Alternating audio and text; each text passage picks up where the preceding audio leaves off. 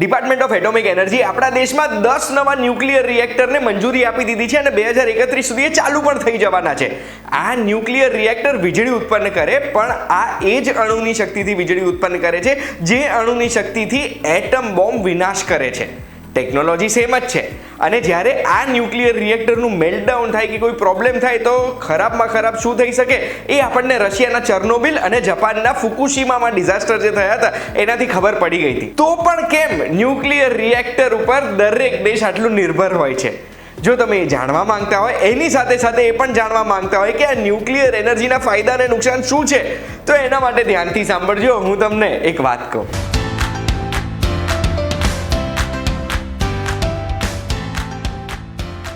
એક વાત કહું, આપનું સ્વાગત છે. મારું નામ છે ગુંજ ઠક્કર. સૌથી પહેલા ફટાફટ તમને જાહેરાત કહી દઉં છું કે ડિપાર્ટમેન્ટ ઓફ એટોમિક એનર્જીએ શું જાહેરાત કરી. તો આપણા દેશમાં 10 નવા ન્યુક્લિયર રિએક્ટર એસ્ટેબ્લિશ કરવા માટેની મંજૂરી આપી દીધી છે.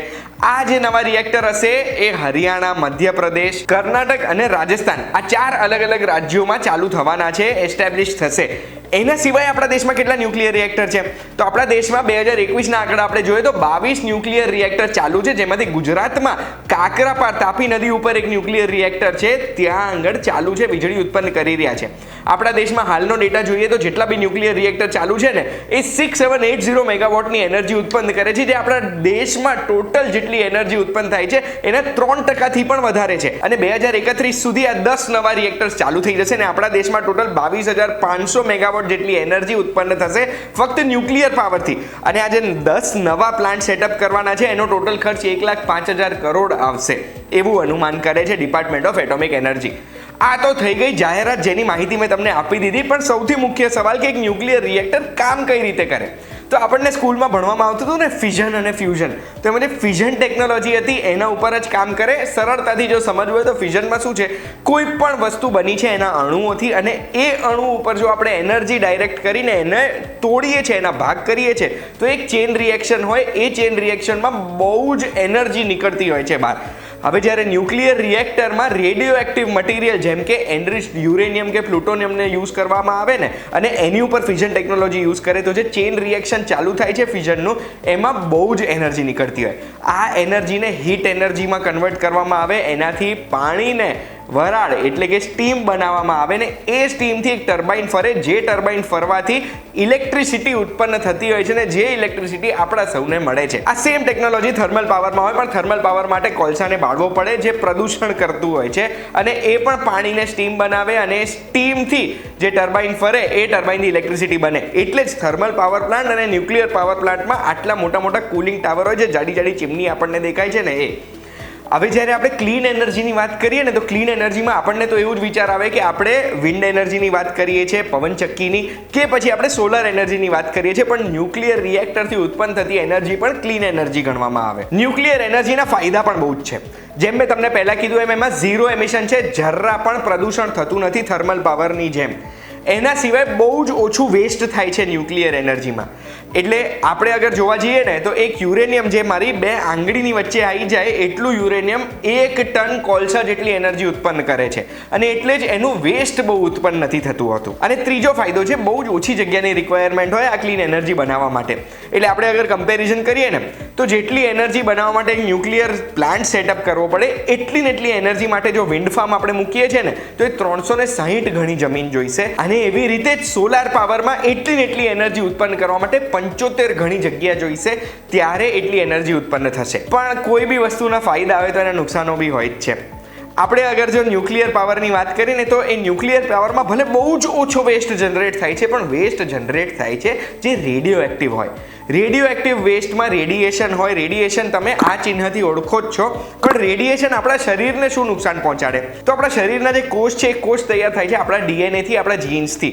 આ ડીએનએ આપણું કોડિંગ છે કે આપણું શરીરમાં અલગ અલગ કોષ કઈ રીતે કામ કરશે. જ્યારે પણ આપણા શરીરના કોઈ પણ કોષ ઉપર રેડિયેશન હુમલો કરે છે ને તો આપણા ડીએનએ ખરાબ કરી નાખે છે.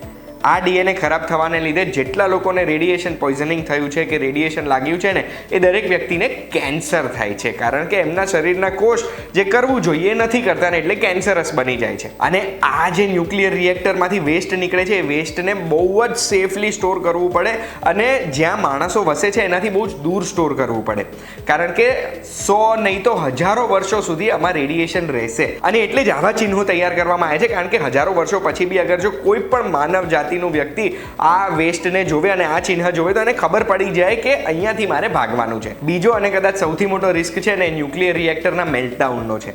જ્યારે રિએક્ટરે જે કરવું જોઈએ ના કરે, એની અંદર જે યુરેનિયમ છે, યુરેનિયમમાં જે ફિઝન ચાલી રહ્યું છે એ અગર એની પ્રોસેસ પ્રોપર ના થઈ તો એક એટોમિક બોમ્બ જ છે. અને એ બોમ્બ જો ફાટે ને તો આજુબાજુના બહુ જ મોટા એરિયાને નુકસાન પહોંચી શકે. હું તમને કહું એમ તો દુનિયામાં અત્યાર સુધી 99 થી 100 જેટલા ન્યુક્લિયર રિએક્ટર મેલ્ટડાઉન થયા છે, નાના મોટા, અને અલગ અલગ નાના મોટા એક્સિડન્ટ થયા છે. પણ સૌથી મોટા જે પ્રોબ્લેમ્સ થયા છે ને એ ચર્નોબિલ રશિયામાં થયા છે, જ્યાં હ્યુમન એરરના લીધે આખું ચર્નોબિલ શહેર ખાલી કરી દેવું પડ્યું હતું, કારણ કે ત્યાં આગળ આખા શહેરમાં રેડિયો એક્ટિવ હવા ફેલાઈ ગઈ હતી.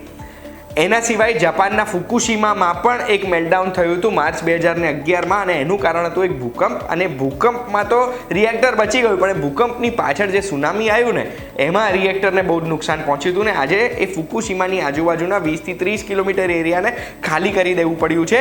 અને આ બધું રાતોરાત ખાલી કરી દેવું પડે એટલે લોકોએ પોતાના ઘરથી ભાગી જવું પડે. ત્રીજો સૌથી મોટો રિસ્ક છે યુદ્ધનો કે પછી કોઈ ટેરરિસ્ટ એક્ટિવિટીનો. એટલે જો અગર કોઈ પણ ટેરરિસ્ટ હુમલો કરે છે કે યુદ્ધમાં બીજો કોઈ દેશ આ રિએક્ટર પર હુમલો કરે ને તો આ તો દેશની અંદર જ એક અણુ બોમ્બ પડ્યો છે એવું જ આપણે કહી શકીએ ને. એમ જોવા જઈએ તો દરેક ન્યુક્લિયર પાવર પ્લાન્ટમાં બહુ જ સ્ટ્રિંજન્ટ સેફટી પ્રિકોશન્સ લેવા પડતા હોય છે. આ ફુકુશીમા ડિઝાસ્ટર થયો એના પછી ભારતના જેટલા પણ એનપીપી એટલે ન્યુક્લિયર પાવર પ્લાન્ટ છે એ દરેકમાં નવી સિસ્ટમ્સ ઇન્સ્ટોલ કરવામાં આવી હતી અને બધાને અપડેટ કરવામાં આવ્યા હતા, જેનાથી આવી ઘટના બીજે ક્યાંય થાય નહીં. અને ઇલોન મસ્ક પણ ન્યુક્લિયર પાવરને પ્રમોટ કરે છે, એવું કહે છે કે ન્યુક્લિયર પાવર જ ફ્યુચર છે અને એના જેટલી ક્લીન વસ્તુ છે નહીં. પર બીજી બાજુ જર્મની જેવા એવા દેશ છે જ્યાં લોકો એટલા વર્ષોથી પ્રોટેસ્ટ કરે છે કે ન્યુક્લિયર પાવર પ્લાન્ટ બંધ કરો, એટલે જર્મનીએ ન્યુક્લિયર પાવર પ્લાન્ટ એક પછી એક બંધ કર્યા છે. 2022ના ડિસેમ્બરમાં છેલ્લા પાવર પ્લાન્ટ પણ જર્મનીમાં બંધ થવાના હતા. પણ આ કારણને લીધે થર્મલ પાવર પર ડિપેન્ડન્સી વધી ગઈ છે, વાતાવરણમાં વધારે પ્રદૂષણ થાય છે, કમોસમી વરસાદ થાય છે